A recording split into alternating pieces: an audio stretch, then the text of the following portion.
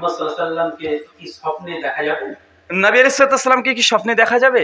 জমহুরদের মত, যারা সাহাবী, যারা বাস্তবে নবীকে দেখেছেন তারাই শুধুমাত্র দেখতে পাবেন এবং তাদের স্বপ্নটা সত্য। উম্মত হিসাবে আমাদের দ্বারা দেখা সম্ভব নয়, কারণ নবীকে আমরা তো দেখিনি। কথা বুঝতে পারছেন না ভাইজান? আর দেখলে আপনি চিনবেন কিভাবে? এখন আপনি রাশিয়ার প্রেসিডেন্টকে দেখেননি, এখন স্বপ্নে যে রাশিয়ার প্রেসিডেন্ট আসে চলে আসে, চুংচাং চুং চুং চুং করে চলে গেল, আপনি বুঝতে পারবেন এটা রাশিয়ার প্রেসিডেন্ট না এটা ইবলিশ শয়তান। যাকে স্বপ্নে তাকে তো চিনতে পারবেন যে আপনি তাকে বাস্তবে দেখেছেন, তাই না ভাইজান?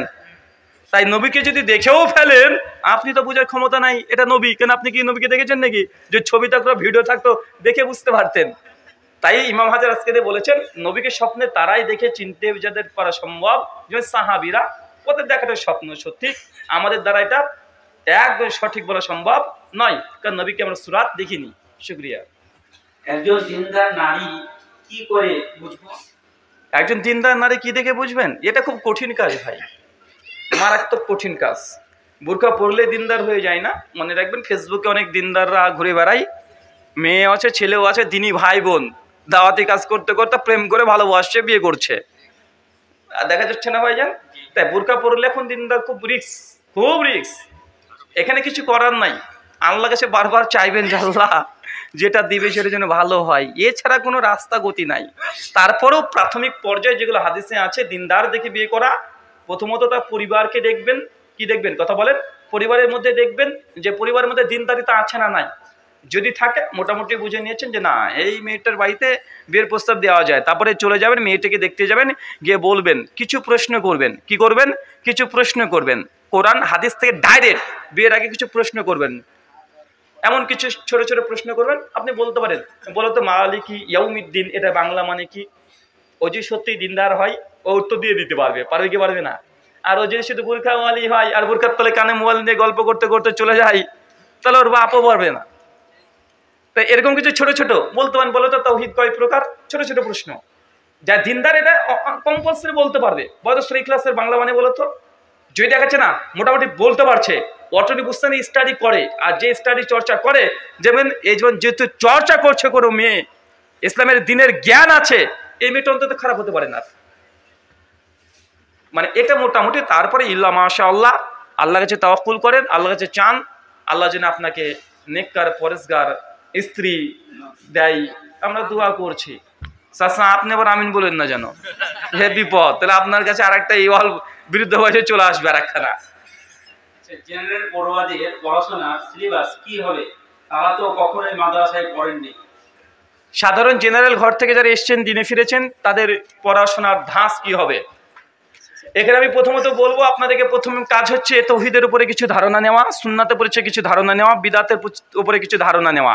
আমাদের আব্দুল হামিদ ফাইজি আল মাদানির পুরো বইয়ের একটা সেট, এটাকে প্রথম থেকে শেষ পর্যন্ত পড়তে শুরু করে দেন। কথা বুঝতে পারছেন? তাওহীদ, সুন্নাত, বিদাত, এই তিনটের পুরো বই বেশি বেশি পড়বেন। তাওহীদ, সুন্নাত, বিদাত। আর একটা বই পাওয়া যায় আব্দুল হামিদ ফাইজি আল মাদানির দ্বীনি প্রশ্ন উত্তর। এই প্রশ্ন উত্তরটা বেশি বেশি যুবকরা এটা বিতরণ করার চেষ্টা করবে। এই বইটাতে কমপক্ষে 5 থেকে 600 প্রশ্নোত্তর আছে দেওয়া। এবং মেয়েদেরকে বলবো, অল্প সময় যদি ইসলামী মাসলা মাসাইল জানতে চাও, আব্দুল হামিদ ফাইজি আল মাদানির দ্বীনি প্রশ্নোত্তর এই একটা বই আছে। এই বইটা একদম সমস্ত প্রশ্ন যেগুলো কমন, যেগুলো মানুষের সব সময় লাগে, এটা পুরো মুখস্থ করে ফেলো। আর যারা বিয়ে করতে চাও, একটা বই আছে বিবাহ ও দাম্পত্য। বিয়ে করার পূর্বে মেয়ে হোক আর ছেলে হোক, এই বইটা একবার করে রিডিং পড়ে নেবে গট গট করে, কারণ এটা তোমার জন্য বাধ্যতামূলক। এই বইগুলা না পড়ে বিয়েতে বসে না, বিদাত যুক্ত অনেক আমল করে ফেলবে। শুকরিয়া। সালাতের সময় প্যান্ট টাকনুর নিচে পড়লে সালাত কবুল হবে কি? টাকনার নিচে যদি পড়েন, একটা হাদিস নাম তিরমিজিতে আসছে যে নামাজি মানে অজু ভেঙে যাবে। যদি শেখ আলবানী হাদিসটাকে জয়ীফ বলেছে, তবে সৌদি ফতোয়া বোর্ডের ফতোয়া হচ্ছে এটা নামাজের অবস্থায় যদি টাকনার নিচে কাপড় চলে যায়, নামাজ মাকরুর সঙ্গে হয়ে যাবে, নামাজ একদম বাতিল হবে না। 100 মধ্যে 29-30 পেয়ে পাস করবেন, মানে টেনে হিচড়ে পাস। জি। বাবা মা 5 ওয়াক্ত সালাত না পড়লে করণীয় কি, উপায় কি? মারতে বা যায় না যেন বাপ মাকে বুঝাতে থাকেন, মরা পর্যন্ত বুঝাবেন। সহিহ বুখারী 1360, আবু তালেবকে মৃত্যু পর্যন্ত আল্লাহর নবী গিয়ে বলছে চাচা একবারে কালেমা পড়ো পড়ো পড়ো পড়ো, পড়েনি, মারা গেছে। সন্তান মরার আগের দিন পর্যন্ত বলতে দেখবেন আব্বা পড়ো, নাহলে তুমি কাফের হয়ে যাবে, মা তুমি নামাজ পড়ো, নচেত কাফের হয়ে যাবে। এগুলো বলেন, বুঝান, বক্তব্য শোনান, হুজুরদেরকে নিয়ে গিয়ে বুঝান। কঠোরতা করবেন না, গালিগালাজ অশ্লীল বাক্য প্রয়োগ করবেন না, হাত পা তুলে দেন না।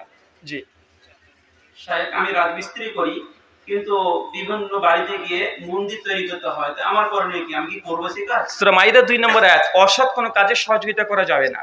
না, পারবেন না। অমুসলিমটা আপনি গোটা বাড়ি তৈরি করে দেন, কোনো সমস্যা নেই, দোকান গোটা করে দেন, কোনো সমস্যা নেই, মন্দিরটা করতে পারবেন না, ওখানে বলুন আই এম সরি, এখানে আমি কাজটা করতে পারবো না। কথা বুঝতে পারছেন? যদি আপনার কাছে এক ব্যাগ গায়ের শরীরে রক্ত চাই, গোটা রক্ত দিয়ে দেন, জায়েজ।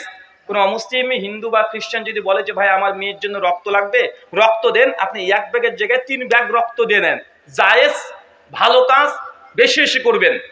কোনো অমুসলিম এসে যদি বলে যে আমার বোনের বিয়ে হচ্ছে না, ভাইজান আমাকে 500 টাকা দেন, সামর্থ্য থাকলে 1000 টাকা তাকে দান করে দেন, একদম ভালো কাজ, সমস্যা নেই। কিন্তু পুজোর জন্য যদি 1 টাকা চাই, দিতে পারবেন না। কেন? ধর্মের সঙ্গে কোনো কনসিডার নাই। তোমার বিশ্বাস তুমি আছে ভাই, তুমি পালন করো, দুনিয়াবি যে কোনো ভালো কাজে সহযোগিতা করতে পারবেন। কথা বুঝতে পারছেন? দান, সাদাকা, আদান প্রদান, লেনদেন সব পারবেন। ধর্মেও থেকে এই যে একটা কথা চলছে না, ধর্ম যার যার উৎসব সবার, না, এটা সঠিক কথা নয়। এ কথা যদি হয় ধর্ম যার যার উৎসব সবার, সামনে কুরবানি আসছে, এখন জোর করে ধর্ম যার যার উৎসব সবার, আয় বন্ধু তুই আমাদের গরু গোস খেয়ে যা, বলবেন নাকি? বলবেন না। না, ইসলাম এটা শেখায়নি আপনাকে। আর অনেক মুসলমান খুব বদমাশ আছে, মানে কোনো হিন্দু বন্ধুকে যদি একটু ভুল করে গোস খাওয়াতে পারে, ভাবে না কি করে বেড়েছে, মানে একদম খাটাসে একদম আছে না ভাইজান? কাউকে না জানিয়ে কোনো খাবার পোতানোর সঙ্গে খাওয়িয়ে দেওয়া ইসলাম নিষিদ্ধ, হারাম, পোতানো করতে পারবেন না। কথা বুঝতে পারছেন? আর মুসলমান হওয়ার জন্য গরু গোস্ত খেতে হবে আপনাকে কে বলেছে? গরু গোস্ত না খেয়ে যদি জীবনে যদি গরু গোস্ত না খায়, গরু গোস্ত কি ছাগলও খায় না, মুরগিও খায় না, ও শাকসবজি যদি খেয়ে থাকতে চায়, ও যে নামাজ 5 ওয়াক্ত নামাজ পড়ে, ও মুসলমান না? গরু গোস্ত খেতে হবে আপনাকে কে বলেছে? বাধ্যতামূলক না রে ভাই, খাবার, এটা শুধু খাবার, এটা অন্য কোনো নেকিও নাই, ফজিলতও নাই। মুরগির গোস্ত খেলেও যা, গরুর মাংস খেলেও তাই। গরুর মাংস খেলে যে একটা সওয়াব নেকি বেশি হয়, পুণ্যের কাজ, এটা ইসলাম বলে না। রুচিতে হলে খাবেন, না হলে খাবেন না।